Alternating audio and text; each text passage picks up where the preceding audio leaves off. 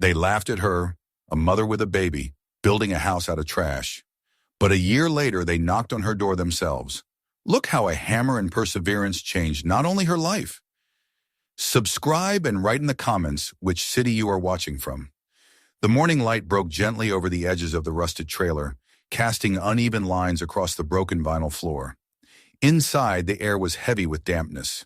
The roof had leaked again overnight, and a musty smell clung to the thin wool blankets piled near the small mattress where Haley Cross had spent the night curled around her 9-month-old daughter.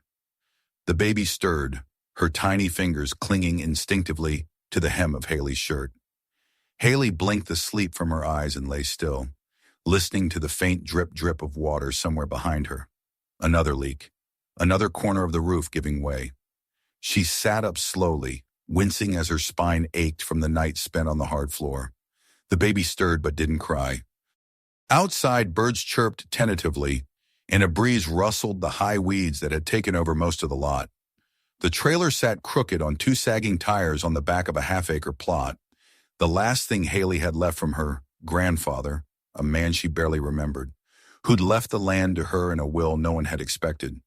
It was overgrown and forgotten, surrounded by cracked sidewalks, chain-link fences, and the occasional stare from neighbors who hadn't introduced themselves in the 4 months since she'd moved in. She wrapped her daughter Emma in a dry blanket and pressed a kiss to her forehead. Emma cooed softly, her eyes still half closed, unaware of the storm her mother carried in her chest. Haley stepped outside, barefoot, the cold mud squishing beneath her toes as she walked a few steps from the trailer and looked over the lot. There was nothing but weeds, broken glass, a rotting wooden shed with a door that hung open like a loose tooth, and the memory of things that could have been. She folded her arms against the morning chill and looked at the patch of open space beyond the trailer. She let her eyes trace an outline in the dirt, imagining what could stand there. A room with a window, a roof that didn't leak, a place to set Emma down without worrying about mildew or rusted nails poking through the floor. The thought returned like it had every night since the rain started in earnest. She needed a real shelter, not a dream, not a fantasy, a home. She stepped back inside, placed Emma on the floor with a few soft toys made from knotted socks, and reached for the small stack of papers she kept in an old shoebox. They were torn at the corners, stained with coffee and time, but precious. Sketches she had drawn late at night with a half-broken pencil. Primitive shapes, lines for walls, circles for windows.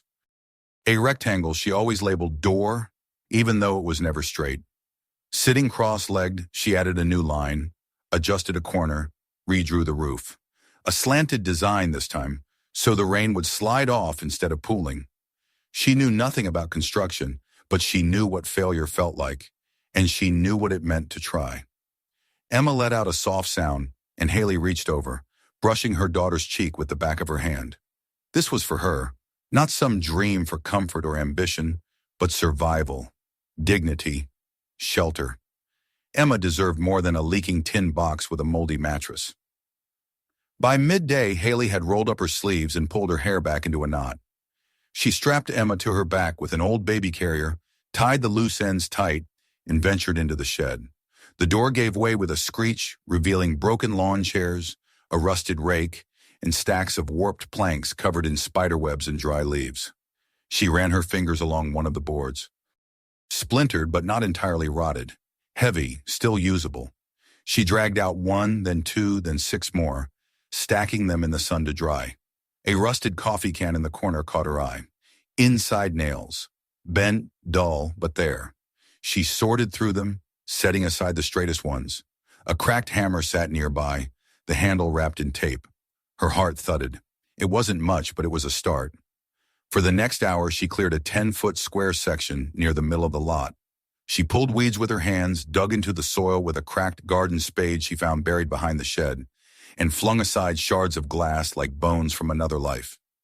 Emma slept through most of it, her small body warm against her mother's back. By late afternoon, the space was cleared.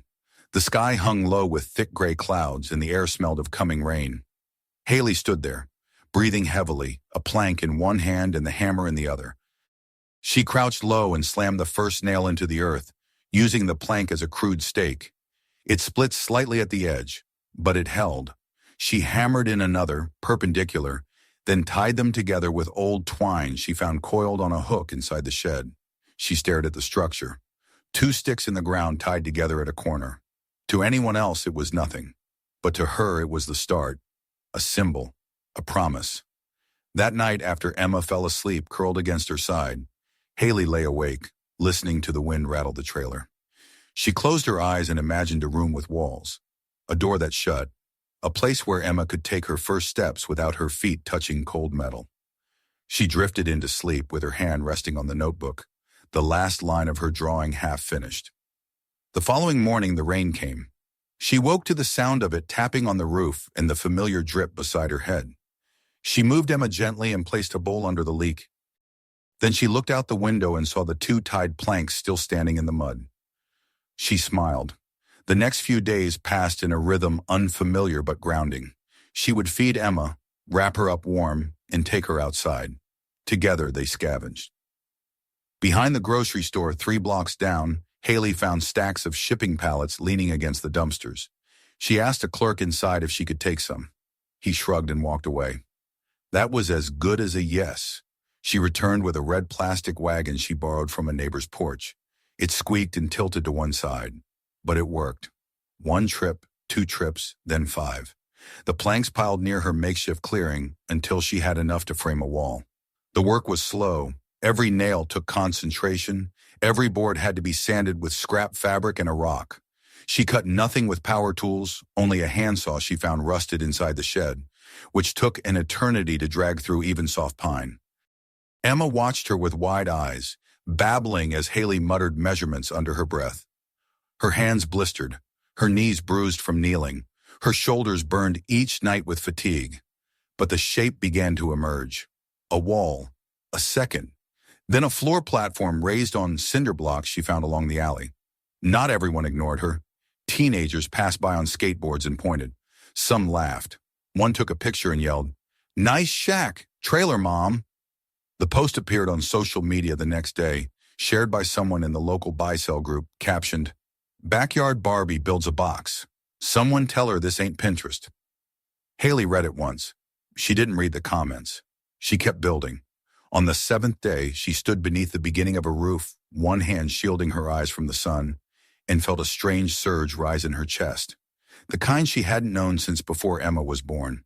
Before she left school, before the insults, before the bruises. It wasn't pride. It was ownership. The feeling that something in this world, something real and strong, was hers. That night she lit a candle and placed it on the windowsill of the trailer. Through the crooked glass, she could see the rising frame of her future, just wood and nails tied with tape and faith, but it stood against the wind. Inside, Emma slept peacefully for the first time in days. No coughing, no shivering. Haley sat beside her and watched the rain start again, softer this time, as if even the sky understood what she was building. And far across the lot, a man stood in the shadows behind a neighboring fence, arms crossed, watching quietly as the light from the candle flickered against the skeletal wall of the unfinished house. His name was Tom, but she didn't know that yet. Not then. Not yet. She only knew the sound of rain on metal, the weight of a hammer in her hand, and the quiet hope that maybe, just maybe tomorrow, she could build again. Morning came slowly, as if the sun itself hesitated to rise over the half-built skeleton in Haley's yard. The light crept across the uneven boards, casting long shadows on the damp ground. Inside the trailer, Emma stirred first, her small body stretching beneath the patched blanket. Haley sat up moments later, her arms heavy from sleep and labor, her joints stiff from a week of kneeling, lifting, and hammering. She moved carefully, not wanting to wake the child fully just yet, and glanced through the fogged window. The framework of her home still stood, slightly crooked in places, visibly improvised, but there. It was more than just lumber. It was the shape of survival. She wrapped Emma in a warm sling against her chest and stepped out into the cool air. The yard, though messy, had transformed. Where once there was only weeds and scattered junk, there now stood a real platform, framed walls and scraps organized into hopeful piles. Even the air felt different. It wasn't just her labor. It was the rhythm of something awakening, of life refusing to bow. She approached the structure and inspected yesterday's work, running her hand along the edge of a window frame she had wrestled into place. It held. Not perfectly, but solid enough. The wind didn't rattle it. The corner joints had gaps, but they were nailed tight. She exhaled slowly, filled with a cautious kind of pride, the kind that doesn't cheer but holds firm under the chest. She didn't notice the box at first. It sat on the other side of the fence, neatly placed beside a stack of pallets she hadn't yet moved. The box was wooden, stained and scratched, its metal clasp tarnished. It hadn't been there the night before. Haley crossed the yard and crouched beside it. Her fingers hesitated before lifting the lid. Inside she found tools, a real hammer, heavy and balanced, a hand saw with sharp teeth and a solid grip, a steel square, measuring tape, and a carpenter's pencil. Beneath them, folded sheets of yellowing paper with faded grid lines and handwritten notes in pencil. At the corner of each paper, a name had been etched in small letters, Tom R. She looked up sharply, scanning the fence line, the alley behind it, the stretch of the road leading away. No one. Only the soft murmur of early traffic in the distance, the faint call of a bird somewhere unseen. She didn't know Tom, but she knew what this meant. Someone had seen her. Someone had decided to help, not with words or pity, but with something better. Tools, knowledge, quiet permission. That afternoon, Haley sat Emma in the shade beside the trailer with a few toys, then knelt in the dirt and spread out the papers. They weren't architectural drawings. Not exactly. But they were clear, with labeled parts, clean lines, and arrows pointing to places she'd been guessing at. The handwriting was steady, the kind of script someone develops after years of writing the same measurements over and over again. She studied them for hours, memorizing the way cross beams were notched, the way a corner joint could be strengthened by a diagonal brace. She held the tools in her hands and felt something strange and steady pass through her. Not joy, not relief, confidence. She began to rebuild sections she had rushed before. The walls came down plank by plank, only to be reassembled with better spacing, cleaner angles, and fewer wobbles. The hammer sank nails in straight instead of sideways. The saw cut edges that fit, not just touched. Emma watched from her blanket, her eyes wide with wonder as her mother's hands moved with new assurance.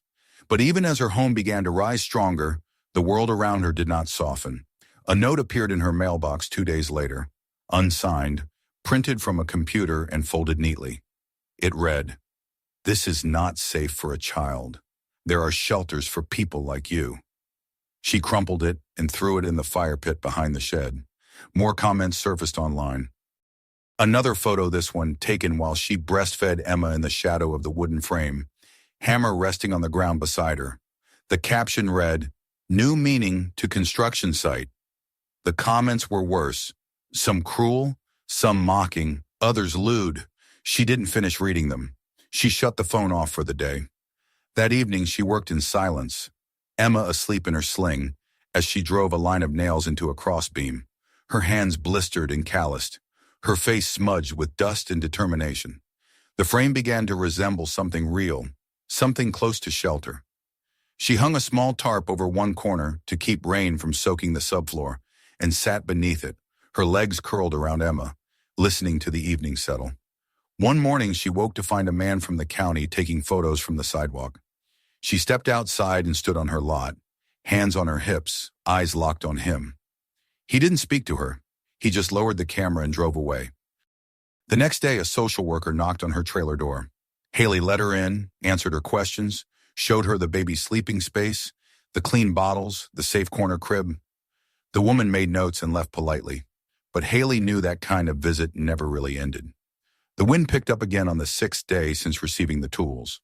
A cold front moved through, bringing with it the kind of storms that flatten cardboard and strip tarps.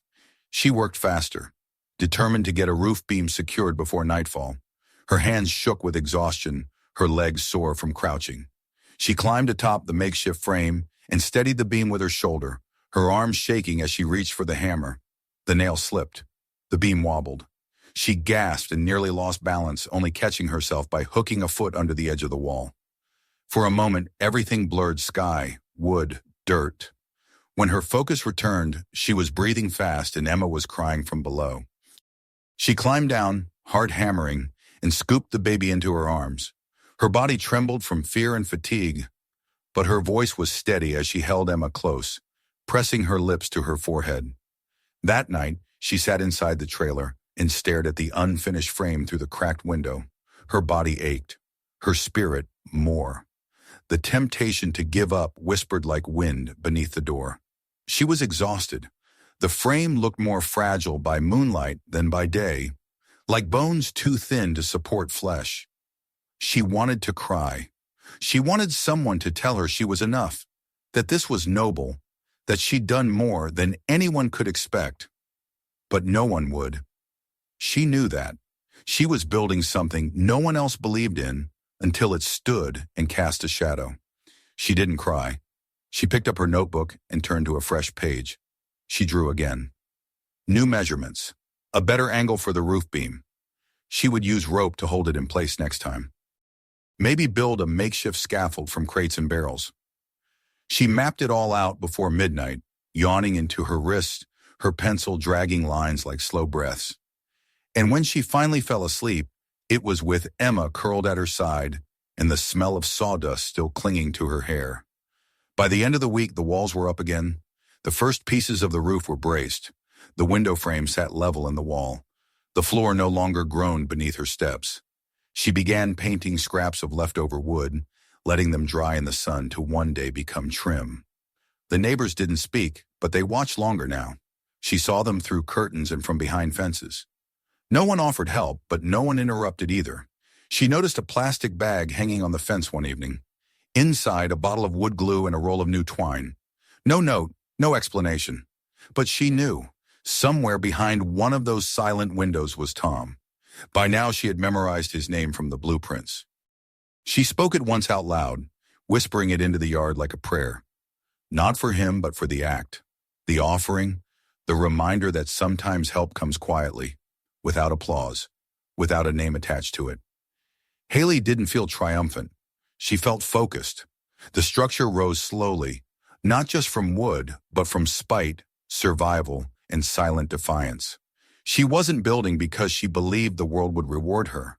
She was building because it was the only way forward. Each hammer strike echoed through her ribs. Each board was another reason not to be erased. And though the laughter and comments still buzzed in the background, they no longer stuck. They brushed past her like dry leaves in wind, unable to pierce the rhythm she had found. She was no longer surviving in the trailer. She was building something no storm could wash away. And soon, very soon, it would stand tall enough that even those who once mocked would have to look up. The morning after the storm had passed, the air was heavy with dew and the scent of wet earth. Haley stood in the doorway of the trailer with Emma on her hip, her bare feet planted firmly in the mud. The house, the real one, the one she was building, still stood, a little battered from the wind, tarp flapping loose at one edge. But the beams had held. She felt the ache in her shoulders and back, but it was matched by the strange steadiness in her chest. Each day had been harder than the last, but every day the house stood taller. She set Emma down on a clean blanket near the frame and got to work retightening the ropes that held the tarp until she could find more permanent roofing. As she worked, the faint rustle of feet on gravel reached her ears. She looked up just in time to see Tom standing on the sidewalk, his worn cap pulled low over his brow. He didn't wave. He didn't speak. He simply nodded once and lifted a bundle of wooden beams onto the edge of the fence before turning and walking away. It was the first time she saw him clearly, though something in her chest said she'd been seeing him all along. She crossed the yard and examined the beams. Some were new, others salvaged but straight. On top of the pile was a worn-out tape measure with a piece of masking tape wrapped around the back that read R. She knew then with certainty what she had only suspected before. The plans, the tools, the wood, they were all from him. She didn't say thank you, not out loud. Instead, she picked up the first beam and set it in place. That afternoon, while Emma napped in the shade of the shed, Haley continued building. The frame was stronger now, reinforced with Tom's gifts. The floor no longer shifted when she stepped on it. She added braces to the interior walls and began planning out the space with her eyes. A shelf there, a small desk here, maybe a coat hook beside the door. She didn't allow herself to dream too far ahead, but she did permit the thought of comfort. Not luxury, just dignity. As she worked, a car slowed on the road behind her. She heard it stop, the door open, footsteps crunch on the gravel. She turned with caution, expecting confrontation or another warning. Instead, a woman in jeans and a button-down shirt stood at the edge of the yard, holding a notepad. "Local news," the woman said gently. "Someone sent in photos. We thought it was worth telling." Haley hesitated, unsure whether this was help or spectacle. But something about the woman's voice didn't ring hollow. It carried a trace of curiosity rather than judgment. The interview was brief. Haley spoke with the sun in her eyes and a hammer in her hand, Emma on her hip once more. She told them it wasn't about attention. It wasn't about proving anything to anyone else. It was about having a roof, a floor, a place where her daughter could take her first steps in peace. She said nothing about Tom, or the laughter, or the night the wall burned. Some things didn't belong to the public.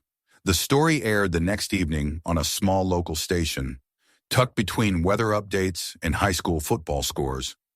The clip was short, a few shots of Haley hammering, Emma waving from her blanket, the frame of the house rising from the dirt like a stubborn weed. But it was enough.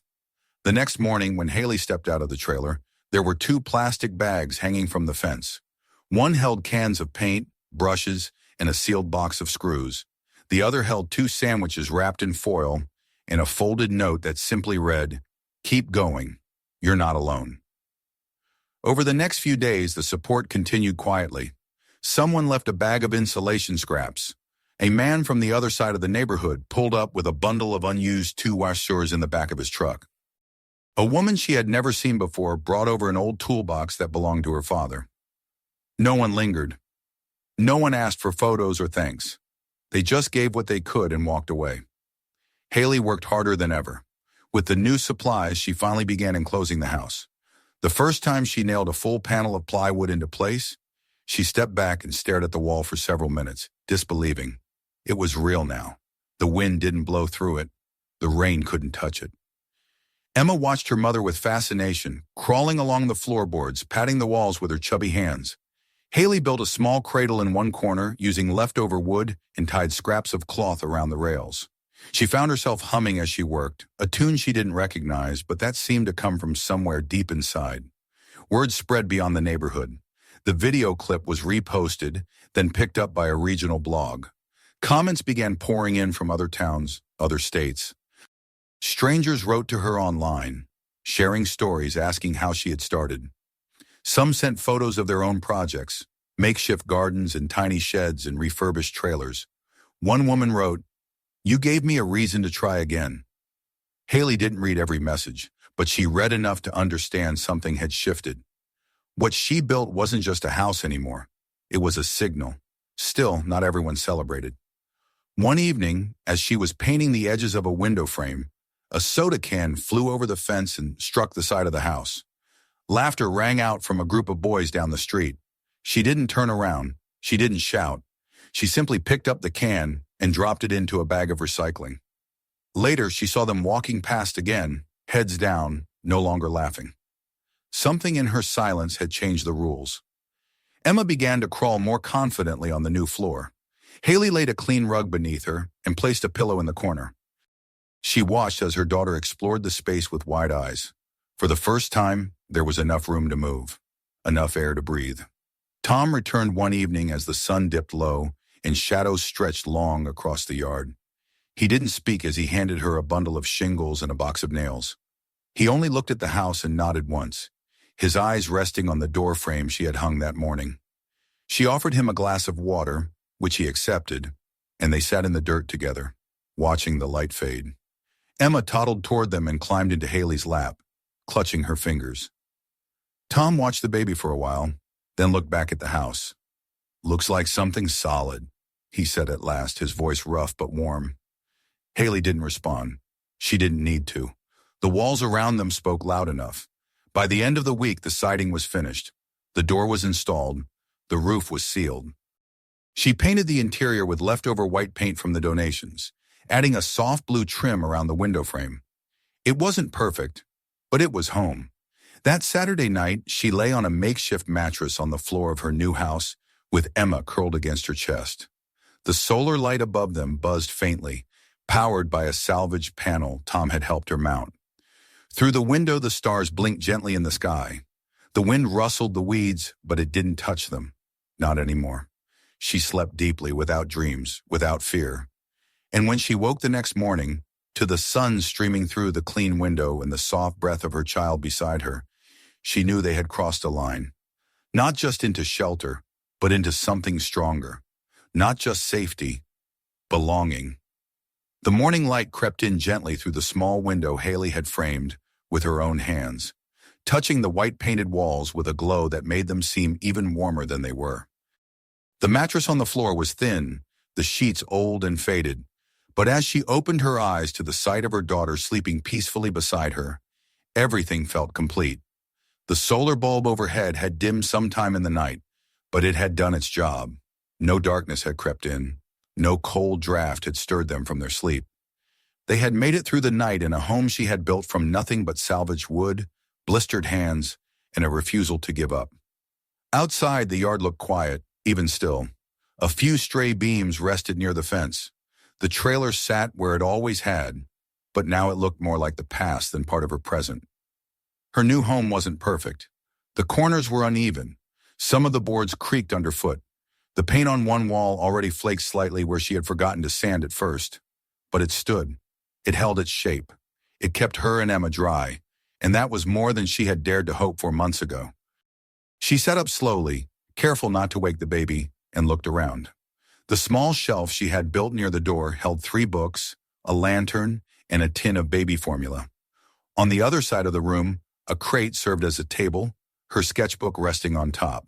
Her pencil lay beside it, still where she had left it after drawing late into the night. The house was one room, barely 10 by 10, with no bathroom and no kitchen. But it was theirs. Later that morning, after breakfast eaten on the porch steps and a few quiet hours watching Emma crawl in and out of the doorway, a knock on the fence pulled Haley from her thoughts. A woman stood there with a clipboard in one hand and a warm smile on her face. She introduced herself as someone from a nonprofit that had heard about Haley's story on the news. They were offering assistance to people rebuilding their lives. They didn't want to interfere, the woman explained, only to ask if Haley would be willing to speak at an upcoming community event. Just a few words about what she had done and why. Haley hesitated. She didn't see herself as someone who had something to say, but the woman's tone was respectful, not pushy. When she left, she handed Haley a small envelope, an invitation, handwritten. At the bottom was a note, "We think others could learn from you." That evening, Haley sat by the window after Emma had fallen asleep. She looked out over the yard and thought about what she would say. For weeks, her hands had spoken for her. They had lifted and hammered, sanded and painted, stitched a life together from pieces most people overlooked. Now someone wanted her to put it into words. She wasn't sure she could, but deep down she knew she would try. Because if even one person heard her and decided to take their first step too, then maybe all the bruises and burned walls would have meaning beyond the perimeter of her lot. The next few days passed in a blur. She continued to receive visitors, quiet ones, respectful ones. A young couple dropped off a box of baby clothes. A local carpenter came to see her handiwork and left behind a sealed bag of screws and a note complimenting her roof angles. One morning, a delivery truck arrived unannounced and left behind a compact composting toilet, donated by someone who had seen her story online. Haley stood staring at it for a full minute before realizing it was real. She wrote thank you notes in pencil on scraps of salvaged cardboard and tacked them to the inside of the fence. Children from nearby homes began peeking through the slats. At first, they only watched, whispering to one another. Then one afternoon, a little boy pushed open the gate and stood at the edge of the yard holding a drawing in his hand. It was a crude picture of a house, lopsided and colorful. He didn't say anything, just offered it to her with wide eyes. She accepted it with a quiet nod, and he ran back down the sidewalk. Later, she pinned it to the inside wall of her house beside Emma's blanket. Her younger cousin Malik visited soon after, a shy boy with nervous eyes and twitching fingers. He had always kept to himself, barely speaking even at family gatherings before Haley had become estranged from most of them. But now he stood in the doorway of her new home and stared at the walls, at the baby crawling across the floor, at the shelf she had built with her own hands. "You really made this?" he asked after a long silence. Haley nodded. Malik stepped inside and ran his fingers along the frame of the window. Then he asked the question she hadn't expected, but had secretly hoped for. "Do you think I could build something too?" That night they sat together at the crate that served as her table. Malik watched closely as she showed him how to draw basic measurements, how to think in lines and depth. They sketched a birdhouse. Simple, manageable. But to him it looked like the world. They planned to build it together that weekend. Word spread among the neighborhood children. They came slowly, one by one, some walking past her house several times before finding the courage to speak. A few wanted to help. Others just wanted to touch the tools. Haley welcomed them with a quiet warmth. She didn't see herself as a teacher, but she remembered how it felt to be watched in silence, to be dismissed, to be told she couldn't. So she showed them what she had learned. They helped her build a bench for the porch, paint a flower box under the window, install hooks for jackets along the inside wall. She never raised her voice. She never gave long speeches. She simply worked, and they worked beside her. Tom watched it all with the same silent presence as before. He came by less often now, but when he did, he stayed longer. One evening, as Haley guided Malik through sanding the edges of a board, Tom leaned against the fence with a small smile on his face. He didn't need to say it. She understood. He had passed something down, and she was doing the same. The day of the community event arrived, and Haley stood outside her house trying to steady her breath. She wore her cleanest clothes and held Emma close against her chest. A neighbor drove her to the center, where a small room filled with folding chairs and expectant faces waited. Children, parents, city workers, volunteers, all of them watching as she stepped to the front and took her place behind the podium. She spoke softly. Her voice shook at first, but then she told them about the rain in the trailer, the mold, the fear. She told them about Emma's laughter under a roof made of her own hands. She didn't speak about revenge or pride. She spoke about the space she built with love, and about what it meant to wake up in a place she had created when no one else believed she could. She didn't cry, but she saw others wipe their eyes as she spoke. When she finished, the room fell quiet. Then came the applause, soft at first, then growing. It filled the space not with noise, but with weight, with recognition. Afterwards, several people approached her, thanking her, hugging her. A young mother with a toddler in her arms asked if she might come by sometime and learn how to build shelves. Haley said yes. That night, back in her house, she sat at her desk by the window and looked at the 2 photographs pinned to the wall. One was from the newspaper, the frame of the house half finished, her hammer raised in the air. The second, taken just a week ago, showed her and Malik kneeling beside the birdhouse they had completed together. She opened her notebook and flipped to a blank page. Her pencil hovered for a moment before she began to draw again. Not another house for herself. This time it was a sketch for a community structure open, with shared tools, a roof over workbenches, space for anyone who needed it. Outside, the night had fallen quiet again. The stars shimmered in a sky that no longer felt out of reach. Emma slept peacefully nearby, her breath steady and warm. Haley turned off the solar light and sat in the silence, the smell of wood still clinging faintly to the air. She had built something from nothing, and now it would help others do the same. If this story moved you, make sure to subscribe so you don't miss what's coming next. Watch our other videos for more powerful journeys like this one, and don't forget to share this video with someone who needs to see it.